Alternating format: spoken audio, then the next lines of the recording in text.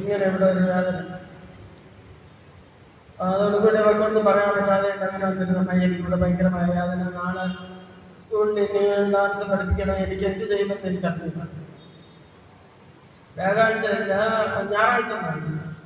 അപ്പൊ ഞാൻ പറഞ്ഞു ഇന്ന് പ്രാർത്ഥനയ്ക്ക് പോകുമല്ല മോളെ, ഒന്നും ചെയ്യില്ല, നീ സന്തോഷമായിട്ടില്ല, പ്രാർത്ഥന കഴിഞ്ഞ് അതിന് ശേഷം നിനക്ക് ഡാൻസ് കളിക്കാൻ പോകാൻ പറ്റും, നീ ധൈര്യമായിട്ട് സ്കൂളിൽ പോയ നല്ല രീതിയിൽ നീ നിൽക്കും.